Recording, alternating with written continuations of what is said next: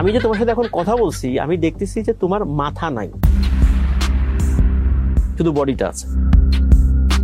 মোটামুটি 4-5 বছর বয়সী একটা বাচ্চার অবয়ব, যার মাথাটা অনেক বড়, চোখগুলো মোটামুটি টেনিস বলের মতো নাকি। এই ওয়াশরুমে প্রবেশ নিষেধ, এই ওয়াশরুমে জিন আছে। তো তখন আমি একটা ভিডিও বানাই সেভ করলাম। পাশে এসে আমি ওই ভিডিওটা আপলোড করতে যাবো, গিয়ে দেখেছি ভিডিওটা আমার মোবাইলে নাই। প্রচন্ড বৃষ্টি হচ্ছে বাইরে, হঠাৎ করে মনে হলো আমার পাশে যে বালিশটা ছিল সরে গেল। সরে যাওয়ার পর ওই বালিশটা আমার মুখের উপর এসে চেপে ধরলো। ওই সময়ে চিন্তা করলাম আমার জীবন শেষ, আমার ডেড বডি সকালবেলা পাবে, মানুষজন জানবেও না আসলে কি হয়েছে, মানুষ মনে করে স্ট্রোক করে মারা গেছে। বাংলাদেশের দ্বীপ জেলা ভোলা, ভোলায় কিন্তু অনেক দ্বীপ আছে। তো এরকম একটা নির্জন দ্বীপ যেখানে মানুষজন বসবাস করে, কিন্তু নির্জন এই অর্থে সেখানে অনেক মানুষ যেরকম ভাবে থাকার কথা সেভাবে নাই, অনেক জঙ্গল গোছের জিনিসপত্র আছে আর কি। তো এরকম একটা জায়গায় একটা মসজিদ রয়েছে। ওই মসজিদের যিনি ইমাম, উনি ওনার 2 সন্তানকে নিয়ে আসরের নামাজ পড়াতে এসে মাগরিবের নামাজের সময় বাসায় ফেরত যান না, একবারে এশার নামাজ পড়িয়ে তারপরে বাড়িতে ফেরত যান। তো বেলাল নামে একজন ব্যক্তি, বেলাল হুজুর, যাকে আমি চিনতাম, উনি ওনার কোনো এক আত্মীয় বাড়িতে দাওয়াত খেয়ে ফেরত আসছিলেন ওই রাস্তা দিয়ে। হঠাৎ করে রাতের বেলা প্রচন্ড জোরে বজ্রপাতের শব্দ উনি শুনতে পান, বৃষ্টি শুরু হয়ে যায়। কোথায় যাবেন? উনি জানতেন ওখানে একটা মসজিদ আছে, উনি জানতেন মসজিদটা ভয়ঙ্কর, আশেপাশে খুব নির্জন। এরপরে উনি ওখানে যান, গিয়ে দরজাটা খোলেন, অন্ধকারের মধ্যে বিজলি চমকাচ্ছিল, ওই আলোতে উনি দরজাটা খোলেন, ভিতরে ঢোকেন। ভেতরে ঢোকার পরপরই বাইরে থেকে ভয়ঙ্কর আওয়াজ শুনতে পান। এই আওয়াজটা কোনো বজ্রপাতের আওয়াজ নয়, মনে হচ্ছে ভয়ঙ্কর কোনো প্রাণী মসজিদের চতুর্দিকে ঘুরপাক খাচ্ছে আর গর্জন করছে। এর কিছুক্ষণের মধ্যেই আবার তার পরিচিত লোকের কণ্ঠে তাকে ডাকতে শুরু করে। উনি তো বুঝতে পেরেছেন যে উনি এই মসজিদে আছেন, এটা তো কারো জানার কথা না, বাইরে থেকে যে ডাকছে সে নিশ্চয়ই কোনো মানুষ নয়। উনি প্রচন্ড ভয় পাচ্ছিলেন, এমন একটা মসজিদে রাতের বেলা আটকে পড়েছেন, কখন বাইরে বের হবেন। তো তানভীর ভাই, এইরকম একটা জায়গায় যদি আপনি আটকা পড়তেন কেমন লাগতো বলেন দেখি?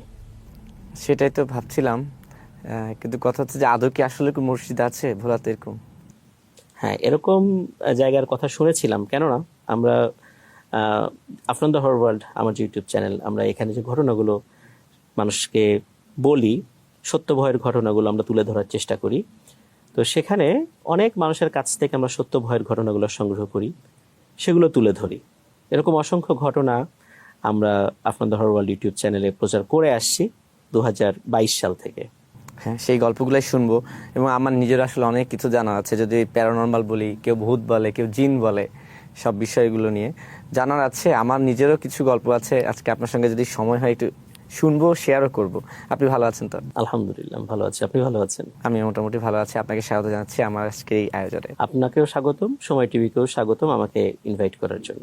দর্শক, এই যে শুরুতে একটা গল্প শুনছিলাম, কিছুটা ভৌতিক, কেউ বলে প্যারানর্মাল, কেউ বলে জিনের গল্প, আরো অনেক কিছুই।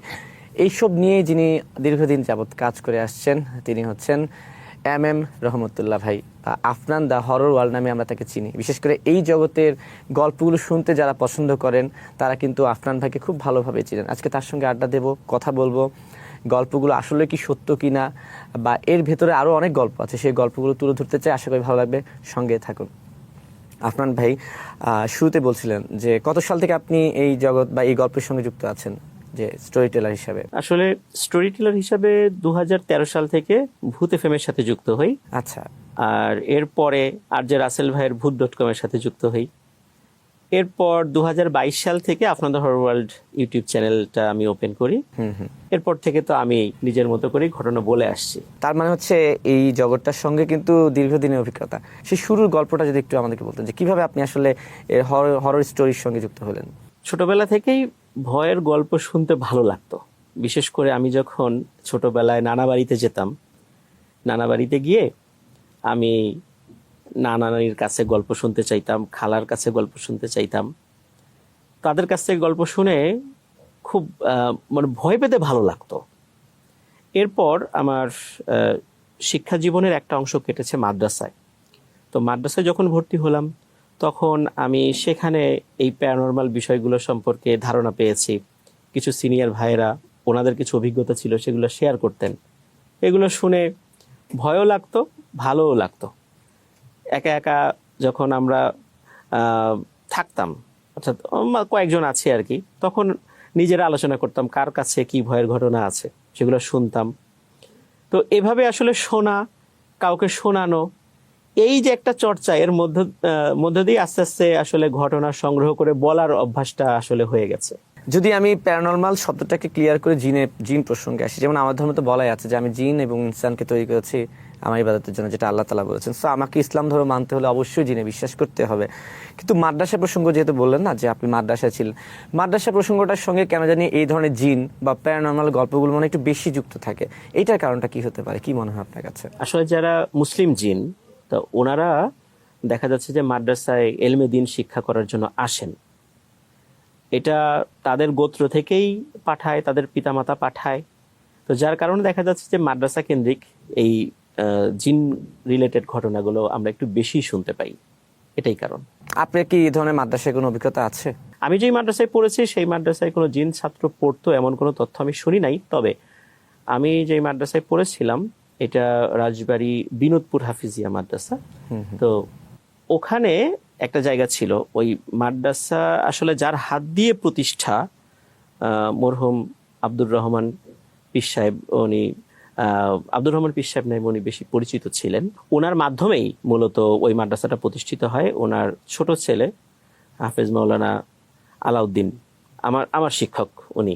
যখন আমরা ওখানে থাকতাম আমাদেরকে বলা হতো রাতের বেলা যে ওয়াশরুমের যে সাইডটা ছিল তোমরা একা একা সেখানে যাবা না। অনেকে হতো কি, বিশেষ করে যে একটু বড় স্টুডেন্ট, তারা একাই চলে যেত। তো যখন একা একা যেত তখন ওই একটা ওয়াল ছিল, ওয়ালের ওই পাশটাতে ভয়ঙ্কর আকৃতির একটা মাথা, জাস্ট একটা মাথা দেখত। এটা দেখে অনেকেই ভয় টয় পেয়েছে। পরে এই যে দাদা হুজুর আব্দুর রহমান পীর সাহেব যিনি, ওনার কাছে এসে নালিশ করেছে যে এরকম ভয় দেখিয়েছে। তা আব্দুর রহমান পীর সাহেব হুজুর উনি আবার ওই জিনদেরকে ডাকতেন, এই ভয় দেখাইছো ওখানে? বলে আমরা তো ভয় দেখাই নাই, ছিলাম ওখানে, এখন গেছে দেখে ফেলছে, আমরা ভয় দেখাইনি, ইচ্ছা করে দেখাইনি আর কি। তো এরকম বেশ কিছু স্টুডেন্ট তারা ভয় পেয়েছে, তবে ওরকম বড় ধরনের কোনো ক্ষতি হয়নি। আর ওখানে কোনো স্টুডেন্ট জিন হিসেবে লেখাপড়া করেছে এমনটা আমরা শুনিনি, মানে এই অভিজ্ঞতাটা আমার না। এই যে আপনার গল্পটা শুনতে গিয়ে আমি নিজে ভয় পাচ্ছিলাম। কেন ভয় পেয়েছি বা সেটা আমি বলি। নোয়াখালীর বড় মসজিদ, একটা খুব বিখ্যাত মসজিদ আছে, জামে মসজিদ আর কি, বড় মসজিদ। বিকেলবেলা আমি ওয়াশরুমে গিয়েছিলাম। তো গিয়ে আমি আবিষ্কার করলাম যে একটা ওয়াশরুম, সেখানে খুব স্পষ্ট ভাষায় লেখা আছে এই ওয়াশরুমে প্রবেশ নিষেধ, এই ওয়াশরুমে জিন আছে। এখনো লেখা আছে। যারা নোয়াখালীতে থাকে এবং আমার সাথে আমার সাথে যারা ছিল, আমি বললাম ভাই দেখেন, এই যে দেখেন কি লেখা আছে। তো তখন আমি একটা ভিডিও বানালাম বাইরে থেকে, ভিতরে তো ঢুকবো না, ভয় পাবো অবশ্যই। সো আমি দিয়ে বললাম যে দেখুন, এই যে অনেকে তো জিনে বিশ্বাস করে না, দেখুন এই একটা মসজিদে স্পষ্টভাবে লেখা আছে এই ওয়াশরুমে জিন আছে এবং প্রবেশ নিষেধ। আমি ভিডিওটা বানাই সেভ করলাম। বাসায় এসে আমি ওই ভিডিওটা আপলোড করতে যাবো, গিয়ে দেখেছি ভিডিওটা আমার মোবাইলে নাই, ডিলিট হয়ে গেছে। ইভেন একটা ভিডিও ডিলিট হলে কিন্তু মোবাইলের ইয়েতেও থাকে, এই যে রিস্টোর যে একটা অপশন থাকে সেখানে থাকে। আমি রিস্টোরে গেলাম, সেখানে গিয়ে আমি আর ভিডিওটা পেলাম না। এইটার সাথে কি আসলে প্যারানরমাল কোনো কিছু যুক্ত আছে? এই বিষয়ে আমি একটা তথ্য বলি আপনাকে। এই ঘটনাটা আমি নিজে মানে এটা দেখেছি বলতে, এই পুরান ঢাকার টিপু সুলতান রোডে, যেটা ওয়ারি আর কি, ওয়ারি ভূতের গলি নামে একটা জায়গা আছে। তো এই ভূতের গলি যেই বাড়িটার কারণে নামকরণ করা হয়েছে, তো ওই বাড়িটাতে আমি গিয়েছিলাম।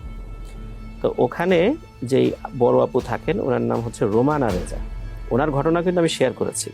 ওই আপু বলেছিলেন, ওনার সাথে অনেক ঘটনা আছে, উনি বলেছিলেন যে উনি ওনার ট্যাবে একটা ছবি তুলেছিলেন। ওনার বাসায় বেশ কিছু বাচ্চা কাচ্চারা এসেছিল কোন একটা প্রোগ্রামে। তো উনি একটা ছবি তুলেছেন, পরবর্তী ওই ছবিটা যখন উনি দেখলেন যে জানালার কাছে, মানে জানালার বাইরে, ঘরের ভেতরে না, বাইরে, ওইখানে কোনো বাচ্চা দাঁড়ায় থাকার কথা না বা দাঁড়ায় থাকতে পারবেও না। ওখানে মোটামুটি 4-5 বছর বয়সী একটা বাচ্চার অবয়ব, যার মাথাটা অনেক বড়, চোখগুলো মোটামুটি টেনিস বলের মতো নাকি, এরকম বড় বড় চোখ করে তাকিয়ে আছে। তো এই ছবিটা উনি দেখেছেন, যে এই ছবিটা উনি তুলে ফেলেছেন। তো এরপরে হয় কি, উনি আমেরিকাতে চলে যাবেন। আমেরিকাতে যাওয়ার পর ওই ট্যাবটা উনি আর বেশ অনেকদিনই ওপেন করেন নাই। উনি যখন দেশে আসছেন, পরে কথাবার্তা হলো ওনার সাথে। তো আমি বললাম যে আপনি আমাকে একটু ছবিটা দেখান, তো উনি বললেন যে ট্যাপটা তো আসলে আনতে হবে। তখন উনি লোক মারফত ট্যাপটা আনালেন। এটার চার্জার ছিল না, পরবর্তীতে এটার আবার চার্জার ম্যানেজ করে চার্জ দিয়ে ওপেন করা হলো। আমরা সবাই মানে অবাক হয়ে দেখার অপেক্ষায় আছি সেই ছবিটা। অদ্ভুত ব্যাপার হচ্ছে, ওই ট্যাবের মধ্যে ওই সময়ে তোলা সব ছবি থাকলে ওই ছবিটা নেই, সব ছবি আছে, ওইটা নেই। এই যে আপনি বললেন না ছবি তোলার কথা, তো আমি 4-5টা, আমি খুব সাহসী লোক না, শুরুতে বলি খুব সাহসী না, কিন্তু হয়তো মাঝে মধ্যে সাহস দেখাই ফেলি। আমার এরকম ব্যাপারটা হয়েছিল যে আমি বাসায় একা থাকি। আমি অফিস শেষ করে সন্ধ্যার মাগরিবের পর বাসায় ঢুকেছি। আমার বাসায় আর কেউ থাকে না, আমি একাই থাকি। তো আমি ফ্লোরিং করে থাকি, শুয়ে শুয়ে মোবাইল চাপছি। আমার বাসাটা হচ্ছে 4 তলার উপরে। তা আমার বাসার জানালার পাশে যে জানালাটা, ওটার ওই পাশে কোনো বাড়ি নেই। সো কেউ যেখানে দাঁড়াবে, কারো যে ছায়া পড়বে, সেই বিষয়টা আসলে কোনোভাবে সম্ভব না। তো আমি মোবাইল টিপছিলাম, মোবাইল টিপতে টিপতে হঠাৎ করে আমার কাছে কেন জানি মনে হলো কেউ একজন জানালা এই পাশ থেকে এই পাশে চলে গেল। সন্দেহ হলো। আপনাকে আমি শুরুতে মানে আউট অফ টপিকে বলছিলাম যে আমার আসলে এগুলো নিয়ে খুব কিউরিয়াসিটি আছে। তা আমি করলাম কি, 2বার এই ঘটনা হওয়ার পর না, মোবাইল টিপার ভান করে ক্যামেরাটা অন করে ওই জানালা বরাবর আমি মোবাইলটা মানে ক্যামেরা অন করে রেখে মোবাইল টিপার ভান করে করছি। আমার মোবাইলে কিন্তু ক্লিপসটা আসছে। দেখলাম যে একটা এত বিশাল একটা মাথা এই পাশ থেকে হাসতে করে এই পাশ থেকে এই পাশে জানালা দিয়ে চলে যাচ্ছে। আমি কিন্তু ক্লিপসটা ধারণ করছি, আমি ফেসবুকে ছেড়ে দিয়েছিলাম। কিন্তু আমি আজ পর্যন্ত রহস্য উদ্ঘাটন করতে পারলাম না যে ওই জায়গায় ওই মানুষের ছায়াটা কোন জায়গা থেকে আসছে। কারণ আমার ওই জানালার ওই পাশে কোনো বাড়ি নেই। এমন যদি হয় কি কেউ দাঁড়িয়ে আছে, তার ছায়া পড়তে সে অপশনটাই নেই 4 তলার উপরে। আরেকটা আমি অভিজ্ঞতা শেয়ার করি, সেটা হচ্ছে যে সেম আমি সন্ধ্যার পরে অফিস থেকে বাসায় গিয়েছি, শুয়ে শুয়ে মোবাইল চাপছি, আমার খিদা লাগছে, আমি বাসা থেকে বের হতে গিয়ে দেখি যে আমার বাসাটা বাইরে থেকে তালা মারা, দরজা লক করা। তো এখন এটা কোন লক আমি আপনাকে বলি, কোনো টিপ তালা না, এসএল আমাদের দরজার সঙ্গে যে সেট আপ করা তালাগুলো থাকে আছে না, সেই তালা, অর্থাৎ আপনাকেই তালাটা মারতে হবে, এটা বাইরে কোনো অপশন নেই। কোনোভাবে আমি দরজা খুলতে পারতেছি না। পরে আমি বাড়িওয়ালাকে ফোন দিলাম যে আমার তো বাড়ি থেকে তালা মেরে দিয়েছে, আমি কি করব? উনি বলতেছে বাড়ি থেকে তালা কে মারবে, আমার কাছেও চাবি নেই, বাড়িওয়ালার কাছেও চাবি নেই। পরে অনেক কিছু পরে আমি আমার চাবিটা 4 তালা থেকে ফেললাম, উনি আমাকে তালা খুলে বের করলো। আমি এসে অফিসে আমার 2-1 কলিগকে বললাম, সবাই একটু মজা নিচ্ছিল যে এটা হয় কিনা, একটা তালা মেরেছে হ্যান। পরের দিন আমি সন্ধ্যায় আবার বাসায় গেলাম, সেম ঘটনা। তখন আমি করলাম কি, সাথে সাথে ফেসবুক লাইভে চলে আসছি। এবং আমি আসল মেন কথা ছিল, আমি ভয় পেয়েছিলাম। আমি লাইভে এসে বলছিলাম যে গতকালকে আমাকে কোন তালা মেরে দেওয়া হয়েছিল বাইরে থেকে, আমি বের হতে পারছিলাম না। আজকে দেখেন তালা মারা এবং কোনোভাবে দরজা খোলা যাচ্ছে না। এবং আমি লাইভে থেকে আমি আবার চাবি ফেলাইছি, ফালানোর পরে ওই বাড়িওয়ালা এসে আমাকে তালা খুলে বের করছে। এবং আমার বাড়িওয়ালা কোনোভাবেই উদ্ঘাটন করতে পারলো না যে কে তালা মারে বা কিভাবে মারে। সিসিটিভি ফুটেজও আমরা কিছু পাইনি। কিন্তু এর কিছুদিন আগে আমি একটা প্যারানরমাল হান্টিয়ে গিয়েছিলাম, যার পর থেকে আমার মধ্যে মনের ভেতরে কিছু কাজ করছিল। তো আপনি তো অনেক স্টোরি টেলিং এ কাজ করেন, এমন ঘটনার সাথে কি আসলে প্যারানরমালে কোনো সম্পর্ক আছে কিনা? আমি অনেক বড় করে ফেলেছি মনে হয়। আমি নিজেই এরকম একটা ঘটনা ফেস করেছিলাম। আমি যখন আমার পোস্টিং ছিল যখন সুনামগঞ্জ, তখন আমাদের অফিস প্রায় 5 একর জায়গা নিয়ে একটা বিশাল কমপ্লেক্স ছিল, কৃষি মন্ত্রণালয়ের আন্ডার একটা গবেষণা প্রতিষ্ঠান। তো আমরা মাঝে মাঝেই আটকা পড়ে যেতাম, কে যেন লক করে দিত। আচ্ছা, পরে দরজা ভেঙে বের হতে হতো, এমন একটা সিচুয়েশন। আর আমরা ওখানে অফিসার স্টাফ ছিলাম খুবই কম, বিশাল জায়গা, তখন সিকিউরিটির জন্য আনসারও আসে নাই।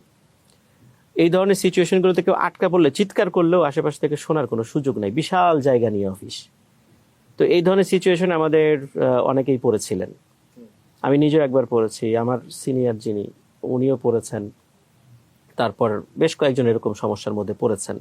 এটা আসলে কে তালা মারে, এটা বোঝাই যায় যে এই ধরনের বিশেষ করে যদি কোনো একটা ফাঁকা জায়গা যেখানে লোকজন কম থাকে, অথবা যেখানে কোনো একটা ভবন তৈরি করা হয়েছে, সেখানে এমন কোনো স্থাপনা ছিল যেই স্থাপনাগুলোর সাথে প্যারানরমাল এন্টিটিগুলোর একটা কানেকশন রয়েছে, তো ওই স্থাপনার জায়গায় যদি নতুন করে স্থাপনা তৈরি করা হয়, সেখানে প্যারানরমাল এন্টিটিগুলো থাকে, তখন ওরা মানুষের উপস্থিতি ওভাবে সহ্য করতে পারে না, পছন্দ করে না, বা নিজেদের উপস্থিতি জানান দেওয়ার জন্য কখনো কখনো এরকম কাজ করে থাকে।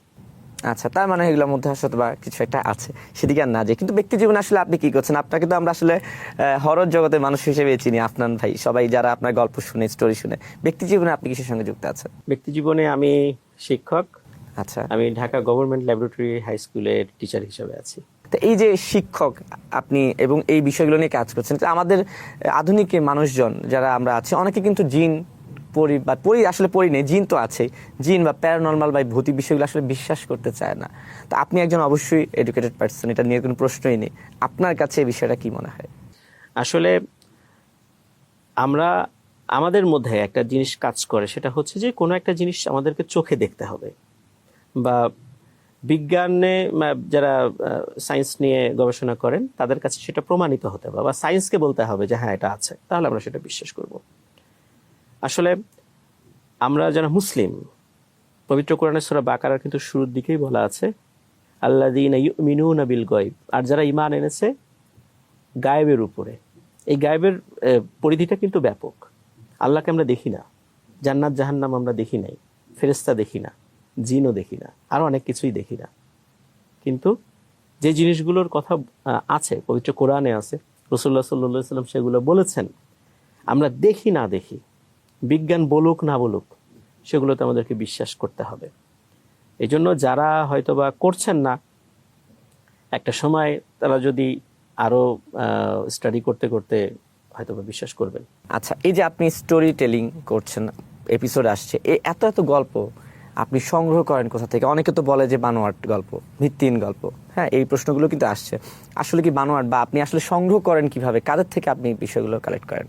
আমরা ঘটনাগুলো সংগ্রহ করি আমাদের যারা সম্মানিত লিসেনার আছেন তাদের কাছ থেকেই। তারা আমাদেরকে ঘটনা লিখে বা রেকর্ড করে ইমেল করেন। আমাদের ইমেল অ্যাড্রেস দেওয়া আছে আপনাদেরহরওয়ার্ল্ডbd@gmail.com, এখানে তারা লিখে বা রেকর্ড করে ইমেল করেন।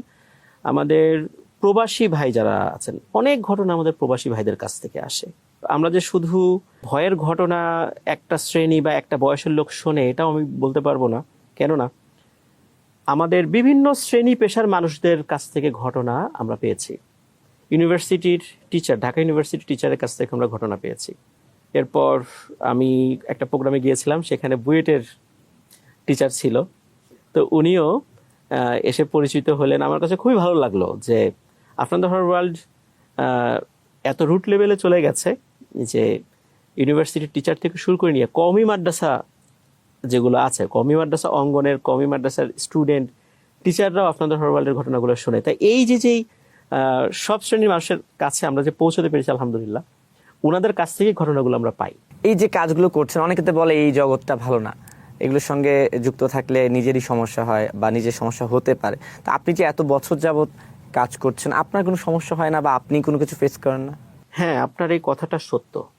এই কারণে সত্য যে আসলে সুপার ন্যাচারাল এন্টিটিগুলো নিয়ে যদি কাজ কেউ করে, কোনো না কোনোভাবে যদি এদের সাথে কানেক্টেড হয়ে যায়, বা কোনো একটা কাজ করতে গিয়ে যদি ওরা আপনার উপর বিরক্ত হয়ে যায়, তাহলে কোনো না কোনো সমস্যা হতে পারে। বিশেষ করে যারা রুকিয়া করেন, ঝাড়ফুঁক করেন, এদের ক্ষেত্রে এই সমস্যাগুলো অনেক অনেক বেশি। তারা নিজেরা যেমন ঝুঁকিতে থাকেন, তাদের পরিবাররাও কিন্তু ঝুঁকিতে থাকে, পরিবারের সদস্যরা ঝুঁকিতে থাকে। অনেক রাকির সন্তানাদি হয় না, সন্তানাদি হলেও মারা যায়, তাদের ওয়াইফ অসুস্থ থাকে, ওনারা নিজেরা অসুস্থ থাকেন। আর আমরা যারা ঘটনা বলি, আমাদের ক্ষেত্রে এই ঝুঁকিটা কম হলেও ঝুঁকিটা তখনই বেড়ে যায় যখন আমরা এমন কোনো ঘটনা বলি যেই ঘটনার মাধ্যম দিয়ে ওই ঘটনার সাথে রিলেটেড ওই জিন বা সুপার ন্যাচারাল এন্টিটিটা চায় নাই যে এটা প্রকাশিত হোক। তখন গিয়ে আমরা প্রবলেমে পড়তে পারি।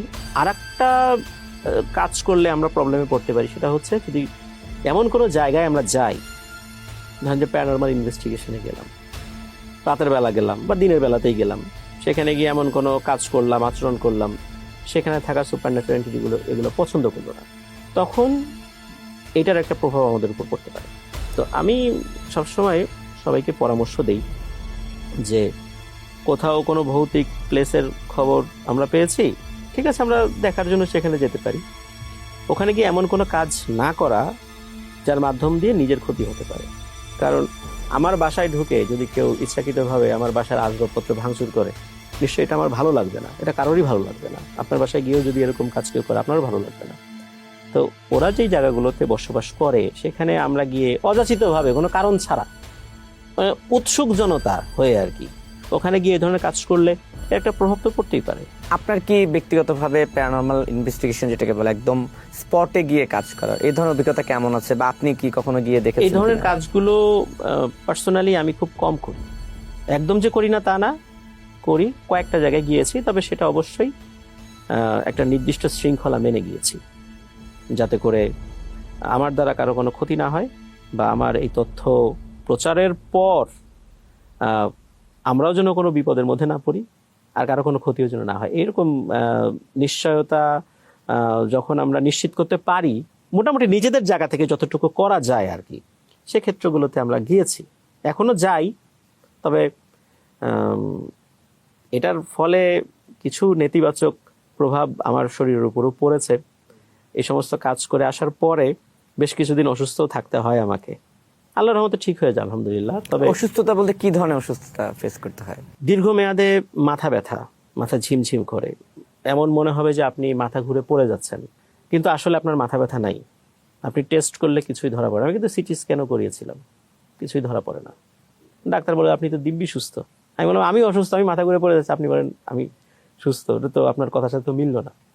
তখন ডাক্তার আমাকে বলে যে আপনি মানসিক রোগের ডাক্তার দেখান, আপনার মানসিক সমস্যা, আপনার ব্রেইনে এরকম কোনো সমস্যা আমরা ধরতে পারছি না, আপনি সাইকিয়াট্রিস্ট দেখান, এখানে সিটি স্ক্যান করে আপনার কোনো লাভ হবে না।